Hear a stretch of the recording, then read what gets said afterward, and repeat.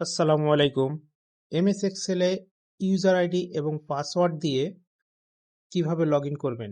এখানে আমরা একটি MS Excel file log in করলাম। ইউজার আইডি, অ্যাডমিন এবং একটি পাসওয়ার্ড দিলাম।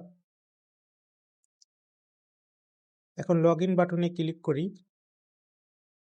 Please enter correct ID or password. এখানে রং পাসওয়ার্ড দেওয়া হয়েছে, এখনো ওপেন হলো না। এখন আমরা কারেক্ট আইডি এবং পাসওয়ার্ড দিব। ইউজার আইডি অ্যাডমিন দিলাম, এরপরে কারেক্ট পাসওয়ার্ডটি দিলাম। এখন লগ ইন বাটনে ক্লিক করি। Unlock file successfully. এখন আমার ফাইলটি ওপেন হলো। এটা আমরা কিভাবে করব? যদি আপনি এভাবে আপনার ফাইলটি ইউজার আইডি পাসওয়ার্ডের মাধ্যমে লগ ইন করতে চান, তাহলে ভিডিওর ডিসক্রিপশনে কমেন্ট করুন। আমি আপনাকে ভিভিএ কোড এবং সম্পূর্ণ গাইডলাইন প্রদান করব। ভিডিওটি ভালো লাগলে অবশ্যই লাইক, কমেন্ট ও শেয়ার করবেন। ধন্যবাদ।